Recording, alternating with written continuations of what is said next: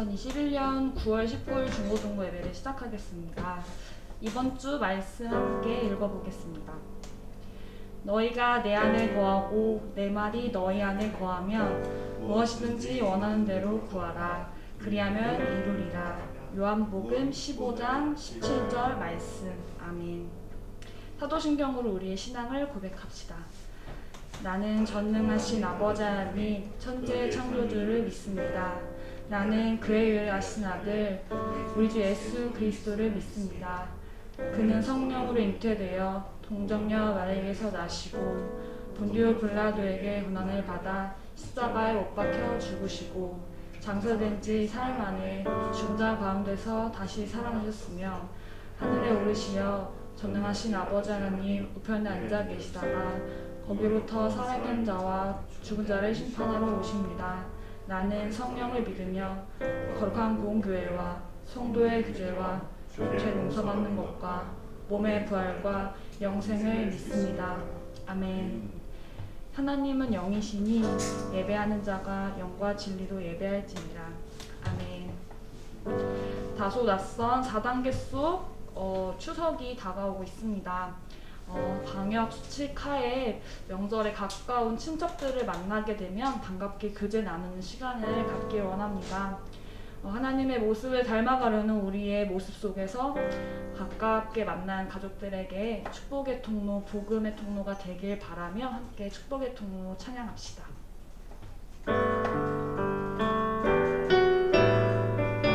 당신은 하나님의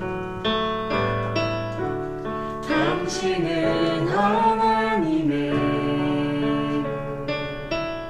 언약 안에 있는 축복의 통로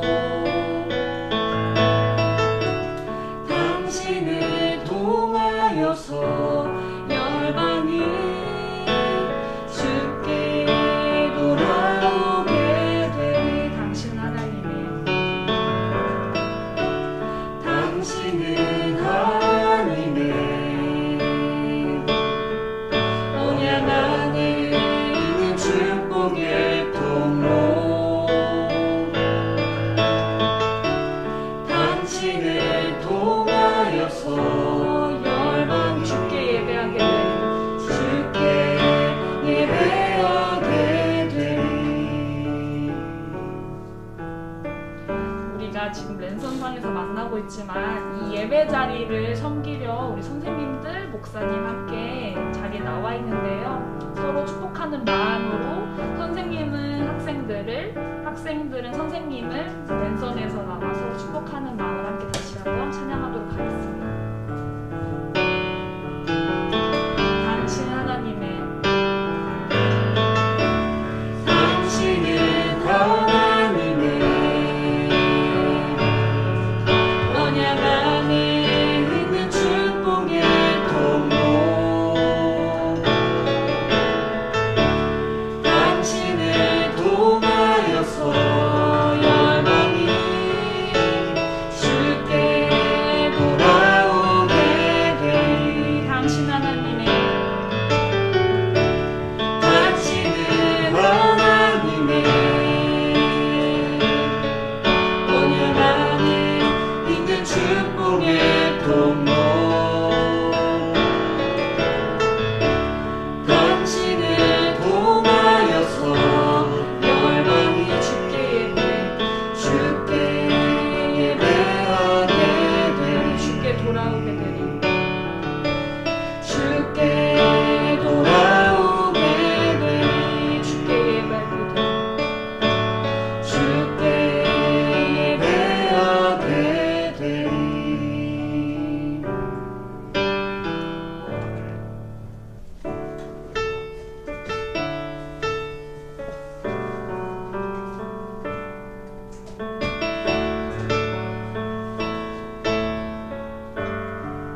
주 사랑 주 사랑이 나를 숨쉬게 해 세상 그 어떤 어려움 속에도 주 은혜로 나를 돌보시며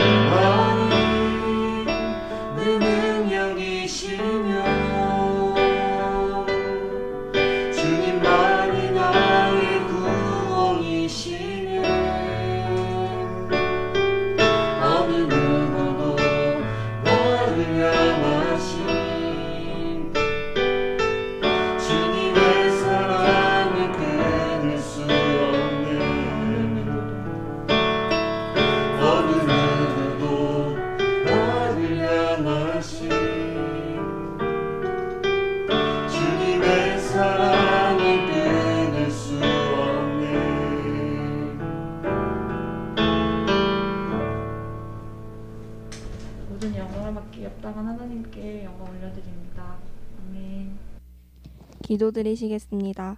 하나님, 오늘도 이렇게 좋은 날 주셔서 감사합니다. 모든 주시는 것에 감사하며 하나님을 찬양합니다. 하루는 정신없이 흘러가지만 주님의 흔적과 행하심을 발견하는 저희가 되게 해주세요. 코로나와 함께 예배의 자리를 떠난 아이들이 전 세계적으로 너무나 많습니다. 특히 성수동교회 중고등부 친구들을 기억하여 주시고 이들이 다시 예배의 자리로 언제든지 돌아올 수 있도록 준비하는 교사들 되게 해주세요. 이들의 영혼에 대한 애통함 가질 수 있게 해주세요. 하나님께서 맡겨주신 아이들임을 기억하고 하나님께서 저희에게 보여주신 사랑이 아이들에게까지 느껴지도록 사랑을 흘려보내는 통로가 되게 해주세요. 오늘 예배도 기쁘게 받아주시고 추석 연휴가 중고등부 친구들이 가족들과 안전하고 행복한 시간 보내는 시간 될 수 있도록 해주세요. 감사합니다. 예수님의 이름으로 기도드렸습니다. 아멘. 오늘 우리에게 주시는 하나님의 말씀입니다. 마태복음 7장 24절에서 27절까지 말씀입니다. 한 절씩 교독하겠습니다. 번갈아 가며 여러분과 제가 24절입니다. 그러므로 누구든지 나의 이 말을 듣고 행하는 자는 그 집을 반석 위에 지은 지혜로운 사람 같으리니 비가 내리고 창수가 나고 바람이 불어 그 집에 부딪히되 무너지지 아니하나니 이는 주추를 반석 위에 놓은 까닭이요 나의 이 말을 듣고 행하지 아니하는 자는 그 집을 모래 위에 지은 어리석은 사람 같으리니 비가 내리고 창수가 나고 바람이 불어 그 집에 부딪히되 무너져 그 무너짐이 심하니라. 아멘. 하나님께서 이 계시 말씀을 통해서 우리 성수동교회 중고등부 친구들에게 은혜 베풀어 주시기를 원합니다. 어느새 가을이에요.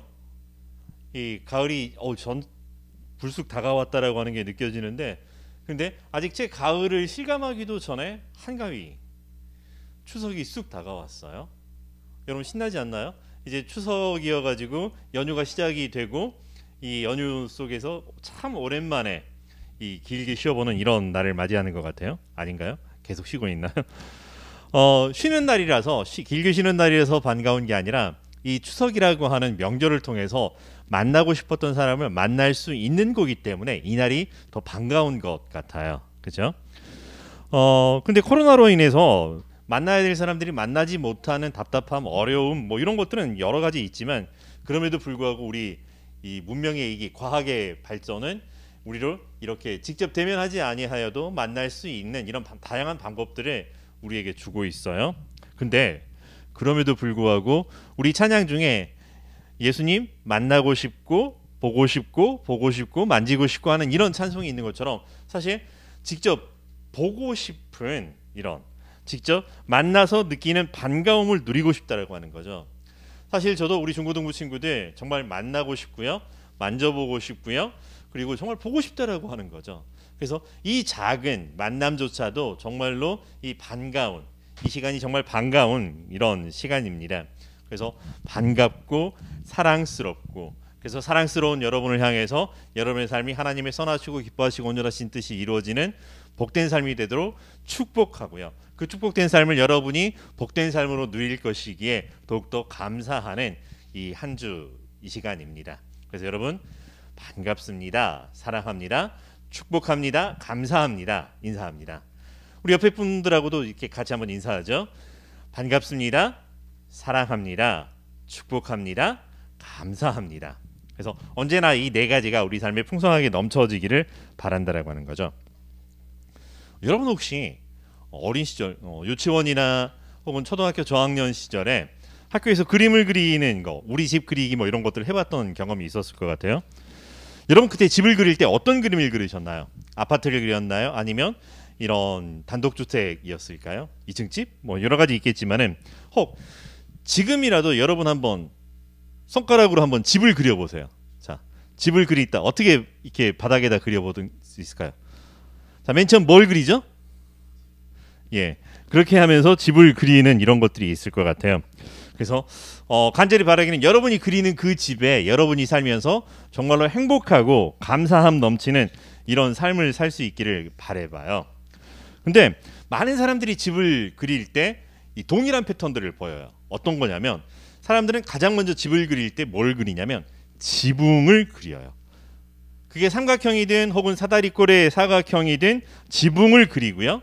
그리고 그 지붕 아래 튼튼한 벽을 기둥을 세우고 그리고 사각형의 이 벽을 만든 다음에 창문 혹은 출입문을 그리면서 그 주변에 우리 식구들 아빠 엄마 그리고 때론 자동차도 그리고 강아지도 그리고 정원 연못 나무 막 이런 것들을 그려 넣는다라고 하는 거죠.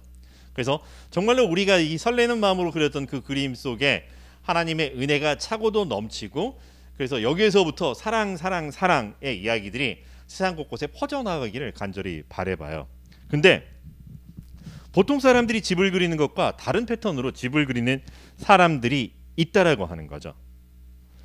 이분들은 어떤 사람들이냐면 집을 그리자라고 하면 지붕이 떠오르는 게 아니라 먼저 기초공사라고 하는 바닥이 생각이 나시는 분들이죠. 그 집에 터가 떠오르는 사람들이에요. 절대로 집은 지붕부터 지을 수 없다고 침을 튀겨가며 이야기하는 사람들인 거죠. 제가 대학 다닐 때 학교 다닐 때 제 친구들이 그랬다라고 하죠. 집 그려봐 그러더니 제가 집 그렸더니 아니야 집은 절대로 이렇게 지을 수 없다라고 하죠. 그림은 그리지만 집을 지을 때는 그럴 수가 없다라고 하는 거. 바로 건축가들이라고 하는 거죠. 설계를 하는 사람들이나 건축하는 사람들이 그 부류라고 하는 거죠. 이들은 분명하게 안다라고 하는 거죠. 집은 절대로 지붕부터 지을 수 없다라고 하는 거.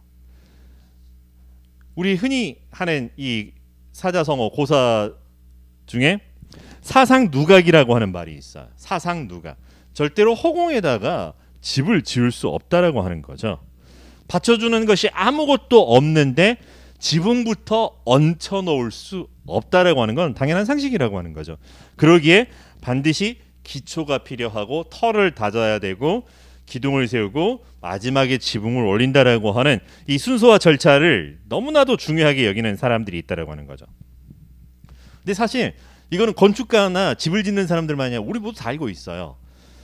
기초부터 터를 다져서 차곡차곡 쌓여 나간다라고 하는 것을 알고 있는데 근데 직접적으로 우리 삶에 연관이 없다 보니까 우리의 삶은 그냥 늘 우리가 해왔던 대로 혹은 보기에 좋은 대로 그리는 것이 당연했다라고 하는 거죠.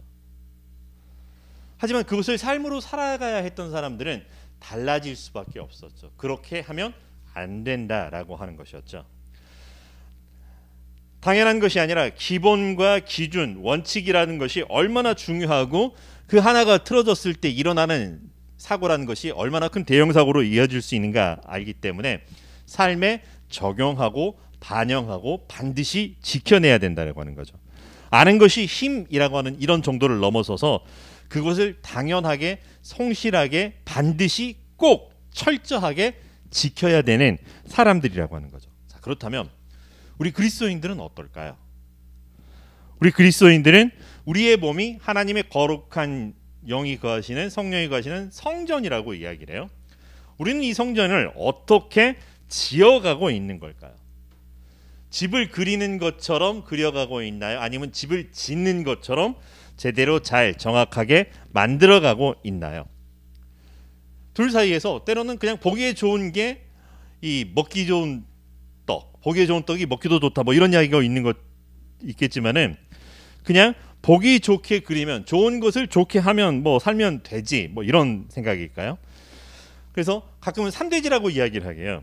그냥 살면 되지, 대충 하면 되지, 그냥 견디면 참아내면 되지라고 하는 돼지 삼형제의 삶을 살아가는 경우들이 많다라고 이야기를 해요. 근데 저는 거기에 한 가지 돼지를 추가하고 싶고 그러면 절대 안 되지 라고 하는 거죠. 자기 소견에 옳은 대로 살아간다라고 하는 거 이게 얼마나 위험할 수 있을까라고 하는 거. 오늘 말씀에 두 가지 집이 나와요. 두 가지 집. 하나는 반석 위에 지은 집이라고 하는 것이고요. 또 하나는 모래 위에 지은 집이라고 하는 거죠. 똑같은 집인데 반석 위에 지었느냐 모래 위에 지었느냐. 근데 그 집을 짓는 사람을 가리키는 두 부류도 또 나뉘어져요. 그 집을 짓는 사람을 가리켜 이렇게 하죠. 반석 위에 집을 짓는 지혜로운 사람이라고 이야기하고요. 모래 위에 집을 지은 어리석은 사람이라고 이야기를 하는 거죠. 다른 말로 하면 반석 위에 집을 짓는 지혜로운 사람의 집이라고 하는 것 혹은 모래 위에 지은 어리석은 사람의 집이라고 하는 거죠. 세상엔 두 종류의 집이 있다라고 하는 거죠. 그냥 들에다 지으면 안 돼요. 혹은 산에 지으면 안 돼요. 나무 위에 지은 집도 있는데 여러 가지 집이 있을 수 있겠지만 당시에는 그랬던 것 같아요. 그 두 가지 집을 나누는 기준이 있어요. 예수님께서 하시는 말씀이 뭐냐면 예수님 분명하게 말씀하시는 거죠. 나의 이 말을 듣고 행하는 자라고 하는 거죠. 나의 이 말을 듣는 것에 따라서 지혜로운 사람이 되느냐 어리석은 사람이 되느냐라고 하는 거죠. 듣고 행하는 자와 들었지만 행하지 않는 자라고 하는 거. 사실 예수님께서 하신 나의 이 말이라고 하는 것. 당시 유대인들은 정말로 율법을 철저하게 지키고 싶어 했어요. 그냥 대충 눈 가리고 아웅하듯이 하는 이런 것이 아니라 문자 그대로 율법을 철저하게 지키고 싶었고요. 그걸 지키려고 몸부림치는 바리새인이라고 하는 사람들도 있었다라고 하는 거죠. 근데 예수님께서 하시는 나의 이 말이라고 하는 거는 이 율법이나 모세오경 토라만을 이야기하는 게 아니라고 하는 거죠. 예수님께서는 이 오늘 말씀은 7장이었지만 5장, 6장, 7장을 가리켜 산상수훈 혹은 산상교훈 이렇게 이야기를 하는데 하나님 나라의 복음에 관한 이야기를 해주셔요. 예수님께서는 자 이제 율법 끝, 율법 필요 없어라고 이야기하는 것이 아니라 내가 율법의 마침, 율법의 완성으로 오셨다라고 하시면서 이 율법의 버전업을 시켜주셨던 것. 그래서 종결자로서 율법의 종결자로서 완료자로서 완성본으로서의 말씀을 주셨다라고 하는 거죠. 그래서 마태복음 5장에 보면 예수께서 무리를 보시고 산에 올라가 앉으시니 제자들이 나아온지라 입을 열어 가르쳐 가라사대 하시면서 시작했던 말씀인 거죠. 심령이 가난한 자는 복이 있나니 천국이 저희 것이요 애통하는 자는 복이 있나니 저희가 위로를 받을 것이며 온유한 자는 복이 있나니 그래서 팔복이라고 하는 말씀이 쭉 시작이 되는 거죠. 그러면서 6장으로 넘어가면 사람들에게 보이려고 그들 앞에서 너희 의를 행하지 않도록 주의하라. 너희는 구제할 때 오른손이 아닌 것을 왼손이 모르게 하라라는 이야기를 하는 거죠. 그래서 너희가 은밀한 중에 구제하는 것을 보신 하나님께서 은밀한 중에 너희에게 갚으시리라 라고 해주시는 말씀이 6장으로 이어지다가 그리고 7장으로 이어지면서 이렇게 시작하죠. 비판을 받지 아니하거든 비판하지 말라. 너희의 비판하는 그 비판으로 너희가 비판을 받을 것이요 너희의 헤아리는 그 헤아림으로 너희가 헤아림을 받을 것이니라 라고 하면서 외식하는 자여 먼저 너희 눈 속에 있는 들보를 빼어내어라. 그 후에야 밝히 보고 형제의 눈 속에 있는 티를 뺄 수 있다라고 하는 거죠. 티 눈에 들어가면 아프잖아요. 근데 티 정도가 아니라 들보라고 하는 거는 그 집 지을 때 굉장히 이 큰 튼튼한 나무를 이야기하는 거죠. 근데 그것까지는 아니에요. 성냥개비 조그만 것만 아니라 눈에 들어간다면 엄청 대형 사고인 거죠. 그 정도라고 하는 거죠. 율법을 지키고 율법이 중요하다라고 사람들이 이야기하지만 거기에 의미와 본질과 중요한 정신과 가치는 쏙 빠져버리고 문자주의라고 하는 거죠. 문자 그대로 이렇게 적혔으니까 이렇게만 하면 되지라고 따지는 사람들의 삶이었다는 거죠. 봐, 이렇게 하라고 그랬으니까 내가 이렇게 지켰어 라고 하는 거죠. 눈에는 눈, 이에는 이라고 그랬으니까 너 이리 와 라고 하면서 더 큰 복수를 하지 말라라고 하는 이야기지만 근원적으로는 그 안에 무엇이 있었을까? 반드시 복수해라라고 하는 것이었을까? 아니었다라고 하는 거죠. 그렇게 문자에 빠져서 문자만을 지키려고 하는 무늬만 하나님의 백성인 삶에 대해서 하나님께서 아니라라고 말씀을 하시는 거죠. 자기들의 기준과 상식에 따라서 이건 이렇게 하겠다라고 하는 게 아니라 그게 아니란다. 그게 아니란다. 그 정도는 도둑들이라도 그렇게 하지. 세상에 누구라도 그렇게 하지. 좋은 곳으로 자식에게 줄 알거든 이라고 하는 말씀을 하시면서 그것보다는 우리는 당연히 기준과 상식이라고 하는 것을 따라 살지만 보다 더 근원적으로 우리는 우리의 본질은 믿는 자의 삶, 믿음을 가진 사람, 믿음의 삶이라고 하는 것을 이야기해 주죠. 그리고 그 믿음은 어떤 내가 경험한 내 신념, 가치, 내가 만든 어떤 기준들이 아니라 바로 하나님의 말씀, 하나님 우리에게 주셨던 말씀, 예수님께서 우리에게 주셨던 말씀에 기준한다라고 하는 거죠. 그리고 예수님께서 이 땅에 오셔서 선포하셨던 하나님 나라의 복음이라고 하는 것, 그 결국은 하나님을 사랑하고 이웃을 사랑하라라고 하는 것, 서로 사랑하자. 내가 너희를 사랑한 것 같이 너희가 서로 사랑하자라고 하는 거죠. 모든 것들을 다 지켜 행하는데 그 안에 반드시 있어야 될 것이 이거니 사랑이라고 하는 것이죠. 이 집이 그럴듯하고 멋있어 보이는 집일 수도 있어요. 근데 이 폼나는 집 같지만 집에 문제가 생기거나 하자가 생길 때 언제 하자가 생기는 걸까요? 언제 이게 발견되는 걸까요? 비가 내리면 혹은 이렇게 창문을 열고 닫으려고 할 때 보면은 삐걱거리느냐 아니면 뻑뻑하게 안 열리냐라고 하는 게 잘 지어진 집이냐 아니면 그렇지 않은 집이냐라고 하는 것들이 나오는 거죠. 비가 내리면 물이 새요. 목욕을 했는데 물이 빠져나가는 게 아니라 고여요. 이거는 문제가 있다라고 하는 거죠. 그래서 비가 내리고 창수가 나고 바람이 불어 그 집에 부딪힐 때가 오는데 그때가 되면 달라진다라고 하는 거죠. 여러분 삶에 우리 친구들이 경험하는 삶의 고난들이 있을 것 같아요. 어려움이 있을 것 같아요. 어떤 것이 있을까요? 사실 따지고 보면 정말 많아요.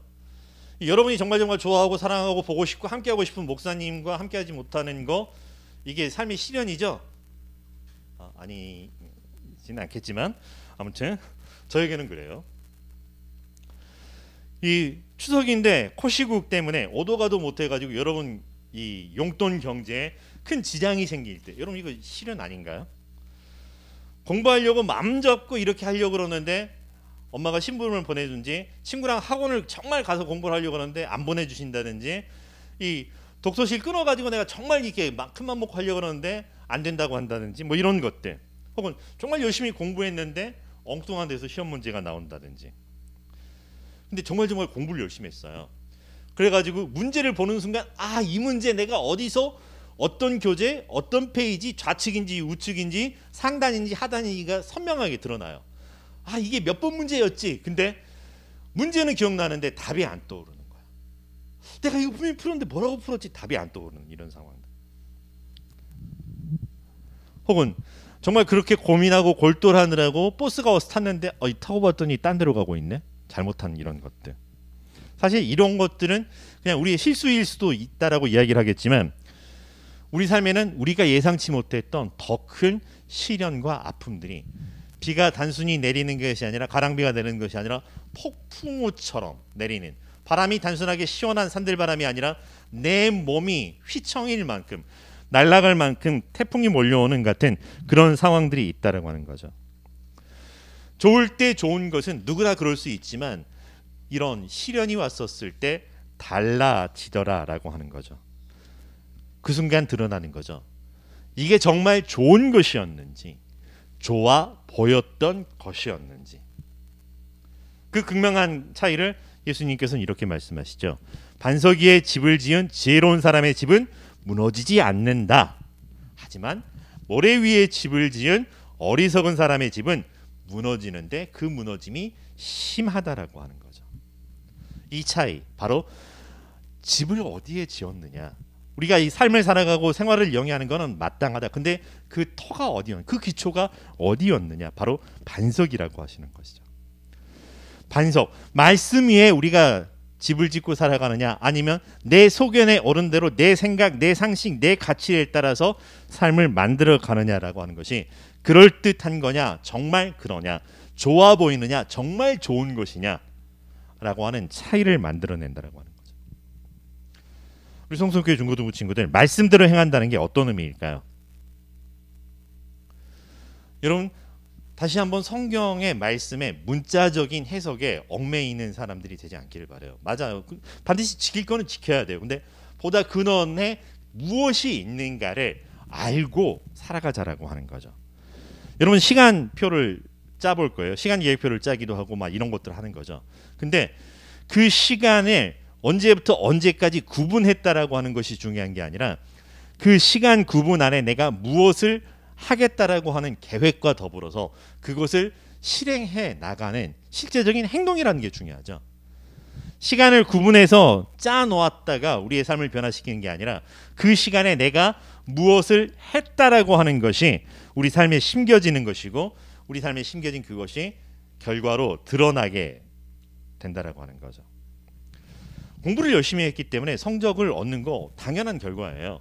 좋은 성적 얻고 또 여러분 원하는 대로 좋은 진로를 만들어 나가게 되고 또 좋은 진로들이 여러분의 좋은 커리어를 만들어내는 이런 것들 당연한 상식적인 이야기예요. 근데 무엇 때문에 공부를 하는지, 무엇 때문에 내가 이렇게 애쓰는지, 내 욕심을 위해서 내가 당연히 이렇게 내가 했으니까 이렇게 하겠다는 내 기준인지, 나의 세계 속에 살고 있는 것인지, 하나님의 말씀의 터 위에서 내가 서로 사랑하라, 하나님을 사랑하겠습니다, 내 이웃을 사랑하겠습니다라고 하는 것에 따라서 우리의 심겨지는 것이 다를 수 있다라고 하는 거죠. 눈에 보이는 거는 자연의 법칙을 따라서 심은 것이 드러나요. 근데 우리의 영혼의 삶이라고 하는 거는 내 영혼이 무엇을 심어내느냐에 따라서 그게 또 드러나게 된다라고 하는 거죠. 욕심을 심었다면 욕심이 드러나는 거죠. 때로는 더 큰 욕심과 부딪혀서 갈등이 일어나는 거죠. 그러나 하나님의 사랑을 심고 하나님의 사랑의 그 결과를 맞이한다라고 하면 비가 오고 창수가 나고 바람이 불더라도 흔들릴 수는 있지만 무너지지 아니하는 온전히 하나님의 자녀로서의 삶이 드러나게 된다라고 하는 거죠. 여러분에게 권하는 것은 그렇게 해, 그렇게 하지 마라고 하는 것이 아니라 그 안에, 그 본질 안에 무엇가 있는가라고 하는 거죠. 사랑합니다. 사랑합니다. 사랑합니다. 하나님을 사랑합니다. 내 이웃을 사랑합니다. 무엇을 사랑하냐고요? 일탈을 사랑하고 혹은 내 돈을 사랑하고 뭔가 업적을 사랑하는 이게 아니라 근원적인 내 출발선이 하나님을 사랑합니다. 이웃을 사랑합니다. 그게 어떤 방법입니까? 하나님께서 이렇게 하라라고 내게 주셨던 말씀, 예수님이 가르치셨던 그 말씀을 따라서 화가 나더라도 70번씩 7번 참아보려고 하는, 왜? 사랑하니까. 그래도 사랑하니까. 그래서 사랑하니까. 그 사랑만으로 충분하니까. 성수교회 중고등부의 성수교회 표가 너희가 내 안에, 내 말이 너희 안에라고 하는 거죠. 자, 이거를 우리가 이제 이 삶에서 드러내 보자라고 하는 거죠. 말씀이 내 안에 있어서 나는 하나님을 사랑합니다. 나는 내 이웃을 사랑합니다. 내게 주어진 시간 소중한 게 다루겠습니다. 왜요? 하나님을 사랑하니까. 하나님께서 내 이웃을 내 몸같이 사랑하라고 하셨으니까. 그래서 사랑하며 살겠습니다. 다짐해보는, 그래서 그 말씀을 기억하고 되뇌이면서 그 말씀을 심어내는, 그 사랑을 심어내서 사랑을 거두어낼 줄 아는 우리 성수교회 중고등부 예친되기를 주의 이름으로 축원합니다. 기도하겠습니다. 사랑과 내가 충만하신 여호와 하나님, 감사합니다. 우리가 무엇이간데 우리에게 이 하나님의 사랑의 말씀을 존귀하게 하는 이 말씀을 우리에게 주셔서 이 말씀을 우리 마음 안에 품고 우리의 마음 안에 품는 것으로 끝나는 것이 아니라 우리의 삶을 통하여 세상 속에 흘러넘치게 하여서 우리와 우리의 삶이 함께 더불어가는 세상의 삶이 하나님께로 더 가까이 나아가게 해주시는 그 은혜를 베풀어 주셨는지요. 이제 우리 마음에 우리가 주님 안에 있고 주님의 말씀이 우리 안에 있습니다 고백하면서 이 말씀을 기억하고 이 말씀을 암송해보고 이 말씀을 내 삶에 선포해보며 적용하여 한 걸음 한 걸음 디뎌가 보고자 합니다. 주님께서 뜻이 하늘에서 이루는 것처럼 이 땅에 온전히 이루어내 주셔서 하나님의 나라 이루게 하여 주시옵소서. 예수님의 이름으로 기도합니다. 아멘. 봉헌하는 시간입니다.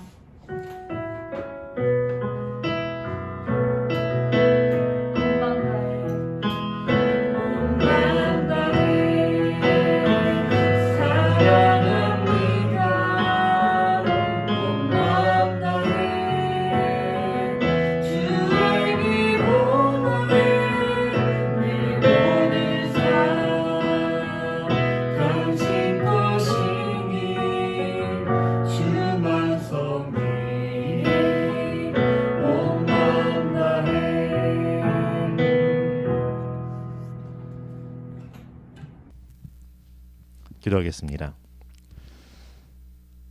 사랑해 주님, 우리를 사랑하시는 하나님 앞에 있습니다. 우리의 모든 것 하나님께로부터 말미암았고 하나님 내게 베풀어 주신 은혜라고 하는 것, 당연한 것이 아니라 모든 것이 하나님께로부터 말미암았습니다 고백합니다. 그 하나님, 우리의 하나님이시기에 하나님 나의 하나님이심을 고백하며 10의 1조로 여러 가지 감사의 예물로 목적 헌금으로 또 주일 예물로 이 시간 드리오니 우리와 우리의 예물을 주님 기뻐 받아 주시옵소서. 이 예물이 사용되는 곳곳마다 하나님의 나라, 하나님의 사랑 충만하게 펼쳐지게 하여 주시옵시고 하나님의 사랑이 심겨지고 하나님의 사랑으로 결실하게 되는 놀라운 은혜의 삶이 되게 하여 주시옵소서. 비록 작은 것을 드리지만 더 크고 풍성하고 아름다운 것으로 드러내는 우리의 삶이 될 수 있도록 우리와 우리의 삶을 그리스도의 장성한 분량에 이르도록 인도하여 주시옵소서. 이제는 우리 주 예수 그리스도의 은혜와 하나님의 무한하신 사랑과 성령님의 인도하시고 교통하시는 그 역사하심이 내 마음대로 살겠습니다가 아니라 말씀대로 행하며 말씀을 지켜 말씀의 본질을 따라 살겠습니다 다짐하는 주의 거룩한 자들 위에, 그들의 삶의 터 위에, 이 나라 이 역사 이 시대 위에 추석의 명정을 기뻐하며 즐거워하며 함께 정을 나누는 이 땅 모든 사람들 위에 이제로 영원히 함께 계시기를 간절히 축원하옵나이다. 아멘. 네, 안녕하세요 중고등부 여러분. 드디어 추석이네요. 여러분 다들 명절에 시골 내려가시나요? 미리 내려갔다 온 친구들도 있는 것 같고 이번에는 코로나 때문에 내려가지 않는 친구들도 있는 것 같은데, 여러분 이런 기회에 용돈 많이 받아야 되는데 좀 많이 다들 아쉬우시겠어요. 선생님은 이제 용돈 받는 입장에서 주는 입장이 돼버려가지고 안 내려가는 게 더 좋은 것 같아요. 대신 여러분은 용돈을 많이 못 받아서 참 아쉽겠네요. 다들 여러분 연휴 동안 모두 잘 쉬시고 모두 풍성한 한가위 되시길 바랄게요. 그리고 이번 주부터 성령 암송 캠페인을 진행하려고 해요. 다들 말씀 암송 카드 받으셨나요? 못 받은 친구가 있더라도 여기 선생님이 예배 시작 전에 항상 말씀 암송 구절 PPT로 올려드릴 테니까 그거 보시고 걱정 안 하셔도 될 것 같아요. 예배 후에 말씀을 암송한 친구들은 줌을 통해서 선생님들이 말씀 암송했는지 확인할 테니까 눈깔 굴리는 거 다 확인할 테니까 여러분 모두 허튼 수작 부리지 마시고 정정당당하게 승부하시기 바랍니다. 선물은 첫 주에 드리고 그리고 셋째 주, 다섯째 주, 열째 주, 15주 차에 그렇게 선물을 나갈 예정인데, 간단하게 설명을 드리자면 첫 주에는 좀 간단한 이모티콘이나 기프티콘을 드릴 거고, 그리고 셋째 주에는 문화상품권 5,000원을 드릴 예정이에요. 그렇게 되면 다섯째 주, 열째 주 그렇게 시간이 지날수록 더 좋은 상품들이 기다리고 있겠죠. 꾸준히 참여할수록 더 큰 상품들이 기다리고 있으니까 여러분 모두 많이 참여해 주시기 바라고, 이제 돌아오는 추석도 모두 명절 연휴 잘 보내시길 바랄게요. 모두 풍성한 한가위 되세요. 다음 주에 만나요.